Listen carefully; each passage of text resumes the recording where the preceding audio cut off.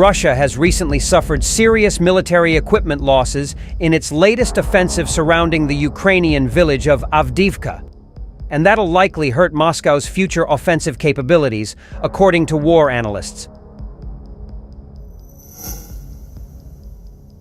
The ground forces of Ukraine's armed forces have released a video of how they destroyed a column of the Russians trying to break through the Ukrainian defenses in Donetsk Oblast.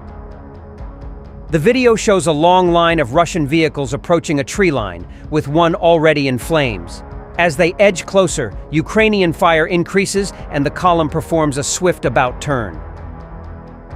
The armed forces of Ukraine said, "Thanks to coordinated actions, we have managed to smash the Russian convoy, trying to break through our defenses." The Russian forces have suffered heavy losses in their offensive on the city of Avdеевка in Donetsk Oblast. Ukrainian General Staff said Russia lost more than 500 armored vehicles and tanks in 2 weeks. Over the past day, Russia has lost 28 armored combat vehicles, 9 tanks, and 27 military vehicles in the war against Ukraine. The huge losses being suffered by Russian forces as they attempt to take Avdеевка are being well documented and are likely at rate that's higher than at any point of the war so far. Ukrainian General Staff stated on Monday that Ukrainian forces had counterattacked and pushed Russian forces back from Berdichi, 10 kilometers northwest of Avdеевка. Russian troops conducted offensive operations in the area of Avdеевка on October 30th. Geolocation footage released on October 31st showed that they had advanced northwest of Krasnohorivka, 5 kilometers northwest of Avdеевка. Over the past 2 weeks, Russia has concentrated on Avdеевка. Despite widespread reports and visual evidence of heavy losses, Russia has continued its assaults. The Institute of the Study of War reports that Russian commanders are transferring considerable manpower and resources from other areas to the Avdеевка front, indicating that they do not intend to abandon their offensive efforts in this direction anytime soon.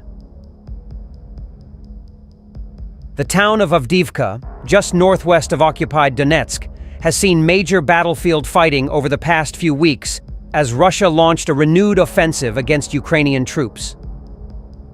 The views of some analysts who believed Ukraine could hang on in Avdеевка, where Russian forces have suffered high equipment and troop losses and faced challenges conducting frontal mechanized assaults. Ukraine President Vladimir Zelensky stated that in the offensive push of Russia for Avdеевка, Moscow lost at least a brigade, which has different sizes but can include as many as 8,000 troops. Heavy losses in Russian troops, tanks, and equipment around Avdеевка could benefit Ukraine in the long run, tipping the balance toward Kyiv in this war of attrition and potentially creating weak points along the 600-mile front line for Ukrainian commanders to exploit. The commander of the Armed Forces of Ukraine, Oleksandr Syrsky, showed how the soldiers of the 32nd Separate Mechanized Brigade finished off a Russian tank with an FPV drone in a spectacular video published on his Telegram channel. The footage shows the Russian tank exploding after the strike in a massive fireball, followed by a secondary explosion which is almost as large.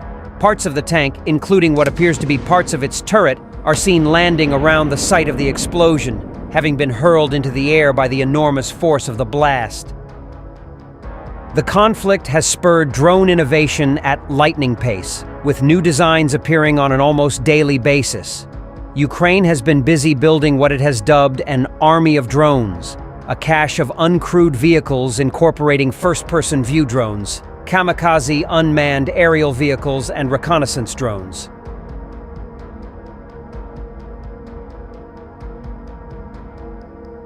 Valery Zaluzhny, Commander-in-Chief of the Armed Forces of Ukraine, has met with General Christopher Cavoli, Supreme Allied Commander Europe and Commander of the United States Army in Europe, and Admiral Tony Radakin, Chief of the Defense Staff of the UK. As part of the meeting, I briefed them on the situation on the battlefield. We discussed our offensive and defensive operations, the situation on the hottest fronts, and the enemy's likely plans, Valery Zaluzhny said. We also covered the Ukrainian armed forces' pressing need for more ammunition, drones, and military equipment. The military leaders discussed ways to strengthen Ukraine's air defense and protect its critical infrastructure facilities during autumn and winter.